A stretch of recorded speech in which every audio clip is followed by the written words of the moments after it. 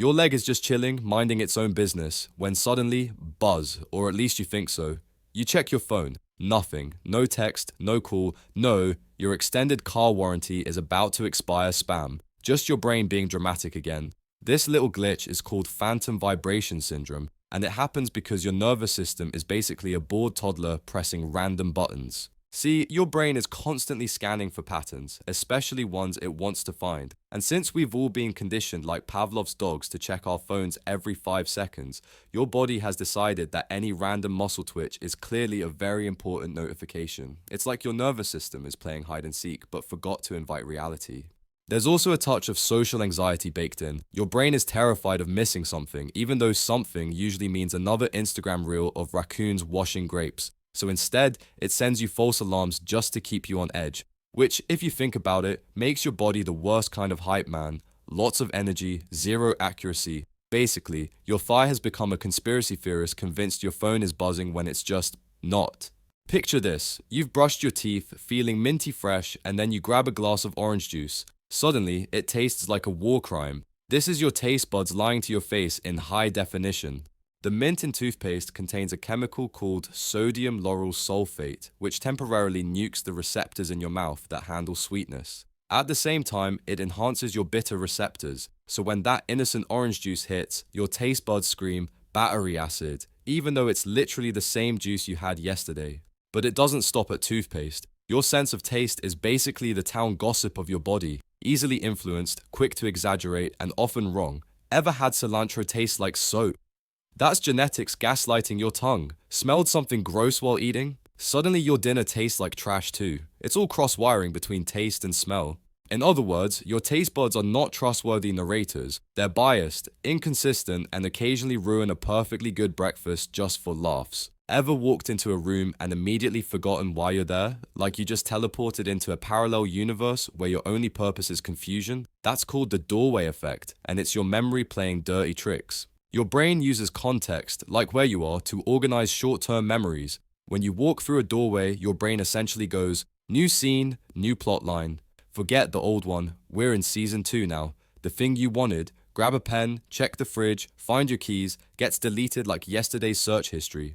This is efficient for survival, apparently. Our ancestors didn't need to remember get berries when they just entered a cave full of saber-toothed tigers. But in modern life, it just makes you look like a goldfish in human clothing. And the worst part? Walking back into the original room often fixes the memory, which proves your brain had the file all along. It just misplaced it. Basically, every time you walk through a doorway, your brain is performing its own version of clear browsing data, and you're the unlucky user. Right now, yes, right now, you can see your nose. Don't panic, it's been there the whole time, just hanging out in your field of vision like an unpaid extra in the movie of your life. But your brain, in its infinite sass, has been editing it out for you. This magic trick is called selective attention. Your eyes constantly send information about your nose to your brain, but your brain goes, nah, that's not plot relevant, and deletes it from the final cut. Think of it like Photoshop, but automatic and happening 24/7. Of course, the moment you notice it, you can't unsee it. It's like when someone points out the background music in a restaurant and suddenly you can't stop hearing it. That's your brain's filter failing for a second, and it makes you wonder, if your brain is hiding your nose, what else is it hiding? Hopefully not your sense of dignity. Basically, your face has been photobombing your vision your entire life, and your brain is the tired bouncer constantly kicking it out. Ever swear that someone mumbled when in reality they spoke clearly and it was your ears that messed up? Or worse, ever hear your name in a crowded room when nobody actually said it? Congratulations, your auditory system is lying through its teeth, well, through your ears. Your brain doesn't just hear sounds, it predicts them. It's running a little auto-complete feature like a shady version of Google. That's why you can hear your name in random noise. Your brain has a VIP list of words it's always on the lookout for, and your name is at the top. So if background chatter even vaguely matches, your brain fills in the blank and shoves it into your awareness. The same trick happens when someone mumbles. Your brain tries to guess the missing sounds, but if it guesses wrong, suddenly it sounds like the person said cheese tractor instead of please factor. And don't even get me started on misheard song lyrics. Half the population still thinks Elton John is singing about a tiny dancer in my hand. Spoiler, he's not. So yeah, your ears don't just deliver sound, they remix it like a drunk DJ who never asked for requests. Picture this, you spin around in circles like a 5-year-old on a sugar rush, then stop. The room keeps spinning even though you're standing still. Welcome to the vestibular system, aka the little balance sensors in your inner ear lying straight to your face. Inside your ear are tiny fluid-filled canals that help detect movement. When you spin, the fluid keeps sloshing around even after you've stopped, tricking your brain into thinking you're still moving. It's like your ear got drunk and forgot how physics works. This system evolved to help us not fall off cliffs, but it also means that carnival rides turn your sense of balance into a comedy sketch. Your body is screaming, danger, movement, while your actual self is just wobbling like a malfunctioning Roomba. And yes, that's also why you get dizzy drunk. Alcohol messes with that inner ear fluid, turning your balance sensors into conspiracy theorists. Basically, your inner ear is that one friend who insists the Uber is still moving even though you've already gotten out of the car. Your eyes are lying to you right now and they don't even feel bad about it. Every eyeball has a literal hole in its vision called the blind spot.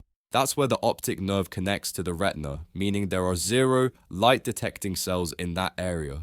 Basically, part of your vision is permanently not found, error 404. But do you see a big black hole floating around? Nope. Your brain just Photoshop heals the gap automatically, filling it in with whatever's nearby. If the background is blue, your brain paints it blue. If there's a pattern, your brain stretches it across like cheap wallpaper. It's such a good cover-up that you don't notice, unless you do the little blind spot test with a dot and an X on a page, where one of them magically disappears. This is your brain's version of fake it till you make it. Except instead of confidence, it's literally inventing chunks of your vision, which means at any given moment, some of what you see is not real, it's a hallucination your brain whipped up for convenience. Your sight is less live stream and more laggy stream with an overzealous autocorrect filter. Stubbing your toe feels like you've been mortally wounded by a medieval weapon. A paper cut, instant agony. Meanwhile, you could have a serious internal problem and feel basically nothing until it's too late.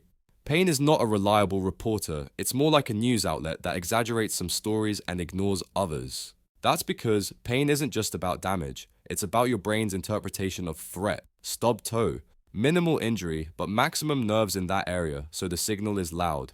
Internal bleeding, no dense cluster of nerves, so the alert might not even make the front page. It's like your nervous system has terrible priorities. And then there's phantom limb pain, when people who've lost an arm or leg still feel pain in the missing limb. Their brain is basically running Windows XP and hasn't gotten the memo that the hardware is gone. So it keeps sending out pain signals like, hey, your leg hurts. Spoiler, the leg does not exist. So yeah, pain is not a faithful messenger of your body's condition. It's more like a drama queen screaming about a hangnail while ignoring the fact that the kitchen is on fire. Why does time crawl when you're waiting in line, but vanish when you're binge watching a show? Your sense of time is one of the biggest liars of them all. It doesn't exist as a separate sense. It's cobbled together from attention, memory, and expectation. When nothing's happening, like standing in traffic, your brain has more space to notice every tick of the clock. That makes time feel slow. But when you're busy or having fun, your brain is too distracted to timestamp everything, so the memory compresses into a quick blur. That's why 2 hours of gaming feels like 10 minutes, but 10 minutes on hold with customer service feels like 2 years. Even scarier, under adrenaline, time can feel like it slows down. Car accident survivors often report everything happening in slow motion. That's not actually reality slowing, it's your brain cranking up the frame rate, storing more details, which makes the memory seem longer. Basically, time is just your brain's sketchy narrator, constantly adjusting the speed without telling you. Your internal clock is less Swiss watch and more cheap wall clock from a dollar store. It works, but you definitely shouldn't bet your life on its accuracy. Ever been on a train that's sitting still, but the train next to you starts moving and suddenly you feel like you're moving backwards? Congratulations, your sense of motion has been punked. This trick happens because your brain relies heavily on visual cues to judge movement. When your eyes see the other train moving, your brain assumes you must be moving too, because that's usually how physics works. But when your inner ear balance system says, actually, we're stationary, your brain short circuits and leaves you feeling like you're in a glitchy video game.